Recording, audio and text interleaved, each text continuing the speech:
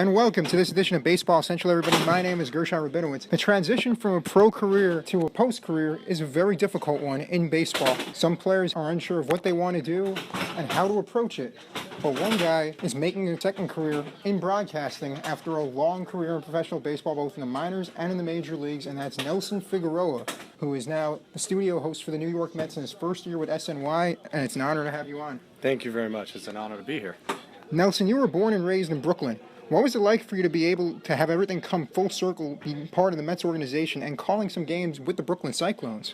Well, this has been a tremendous opportunity to not just get involved and become the lead analyst for SNY. It was a tremendous opportunity to do that, but to have an opportunity on my off days from SNY to come here and do some color analyst work live during the broadcast alongside Scott Braun has been a tremendous opportunity to see how it works on a day in, day out basis for the people who do the game broadcast. For myself, it's a little different working in the studio alongside Gary Apple, but to do it live throughout the whole ball game, it's something that I enjoy doing and something that I'm learning to hopefully get better at. Do you have a preference between studio work or doing analysis at game?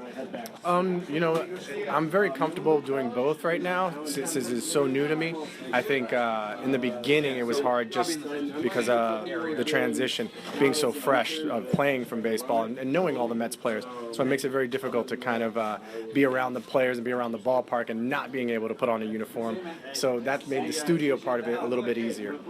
You were a graduate of Brandeis University. Who scouted you, and were you surprised that you were drafted coming out of school, not traditionally known for baseball? Oh, absolutely. What happened there was Pete Varney was the coach at Brandeis University at the time, and he scouted me to go there. While at Brandeis, I was able to play at the Cape Cod League and won a championship with the Wareham Gatemen back in 1994 and put myself on the map. Then I had a ton of scouts watching, and I wasn't the biggest player. I didn't really throw the hardest. I top out at 91 miles an hour, and I was only about 5'10", 5'11". So it took a leap of faith, and Paul Beretta, who was with the Mets at the time, they took a chance with me in the 30th round of the 1995 draft. And the first thing I said was, where do I sign, and how soon can I put on a Met uniform? You were pretty much a journeyman. The Arizona Diamondbacks traded for you to Bernard Gilkey trade. Went to the Phillies. You also played for the Brewers. And people don't know this, but you have a deep passion for electronics. There was actually one story where your manager in Milwaukee, Jerry Royster, his hard drive crashed on his computer, and you had to fix it.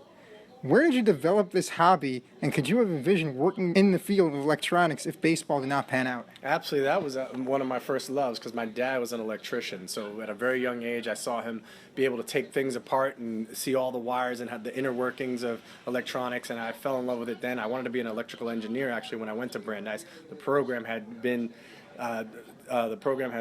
taken out the year before I actually went, so I had to find another course. I went into American Studies, a history and sociology degree, was able to get drafted, of course, and then play baseball, which was, what I wanted to do ultimately. But I definitely saw a future in electronics. I still do. I'm a geek when it comes to that stuff. I love all the new technology out there. I used to have a suitcase for my clothes, and I had a suitcase for my electronics everywhere I traveled. You just mentioned about your father, Nelson Figueroa Sr. You mentioned he's an electrician. I think you did some work with intercoms I was reading. You also had a very close bond with him growing up, watching him fix wiring in different buildings. What type of influence has he had on your baseball career?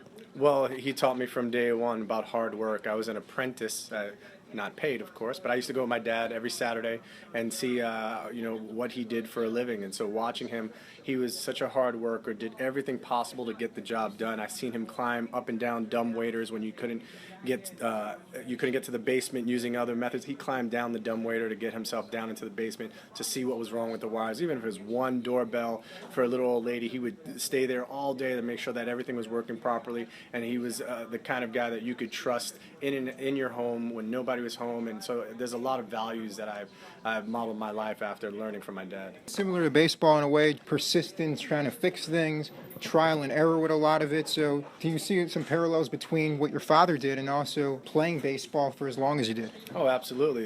You never give up. You keep fighting. Things may not be, to your liking. I mean, I didn't get drafted in the first round. I didn't move into a mansion and buy a bunch of cars, but that wasn't the plan for me. The plan for me was to just have an opportunity and make the most of it. And my dad has taught me that from day one, that you have to be happy with the stuff you have. and to make the most of every opportunity. Your journey to the big leagues, as we mentioned, is a long one. As a 30th round draft pick, you pitched for 6 different teams. You also had a distinguished career in AAA and then also in the majors last couple of years. What are the major differences between Major League Baseball and minor league baseball? The pay. Other than that, actually, it comes down to everyone that gets drafted has the talent to play Major League Baseball. It's all the other things, the intangibles. It's can they survive a slump? Can they survive not being successful for half a season? Can they do the work necessary to become successful? You have to really learn how to deal with failure like never before in your life, because when you were growing up, you were always the best player on your team. You were always the best pitcher on your team. And so when you get to the professional ranks and you're stuck with a whole bunch of other professionals who are the best at what they do, the cream rises to the top eventually. But it's tough for some guys to swallow their pride and realize they're not perfect. They're not a finished product yet, especially in the lower minor leagues. I mean, my biggest thing that I can take with me from all my years of playing was that although I wasn't a first rounder, I outplayed almost every first rounder that I've ever seen around the time of my draft. So for me to play as long as I did is a testament to just hard work, and I was going to play until they took a uniform off my back.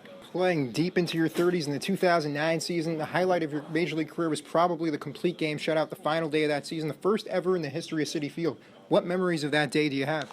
Oh, I remember just going out there with a different approach. Dan Worthen had been working with me, and tirelessly we were working on so many little things that he felt that I was very close to figuring out how to be more consistent at the major league level.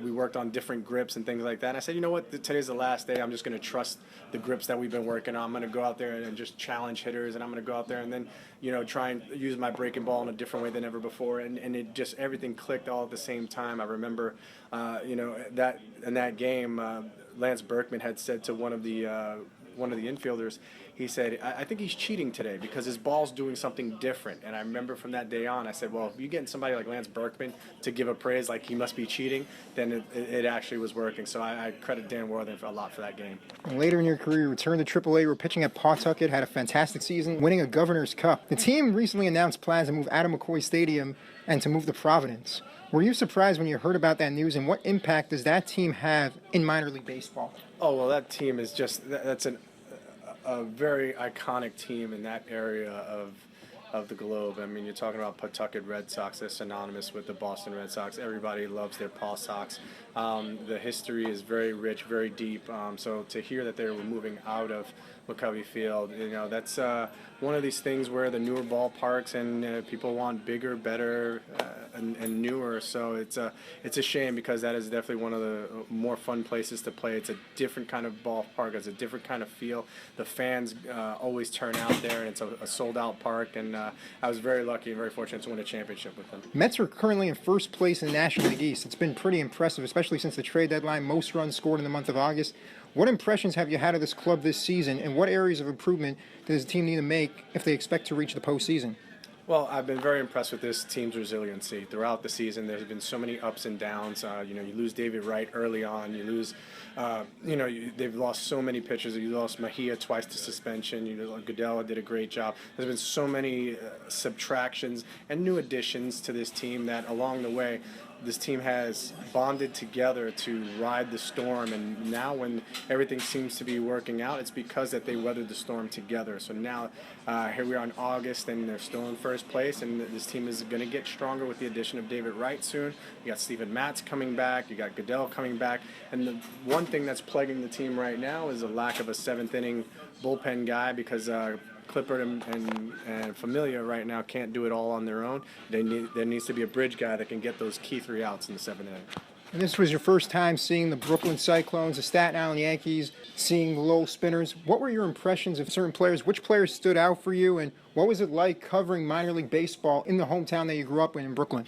Well, it's one of the things when you only see a team one time, so it's tough to see. I know right now, I love Reyes, so smooth for the Brooklyn Cyclones, so smooth at shortstop. Polsha had a really good arm. You're watching some guys. They're a long way away from the major leagues, and you say that to most of these guys. But the reality is, look at someone like Conforto, who came here and tore it up and got to the next level so quickly. Looking at the center fielder for the Spinners, Basabe, just tremendous player. 18 years old, looks like he has a very strong arm. Can cover a lot of ground, has a nice approach at the plate. Also had 7 home runs, so he has some pop in his bat. So he's an exciting player to watch in the future. Also saw Kyle Holder and Jeff Hendricks making that tremendous catch a couple of weeks ago. So there have been a lot of tremendous prospects, and it's really been a fun baseball season. We're looking forward to seeing some more, and hopefully the Mets continue what they've been doing. No, absolutely. And, good luck again to the Cyclones. I mean, they're only entering tonight. They were 2.5 games out of first place, so anything is still possible. Still a lot of time left. And that's basically the mantra of baseball. Anything is possible. And Nelson, it's been an honor to have you on this show, and we wish you the best moving forward. Thank you very much.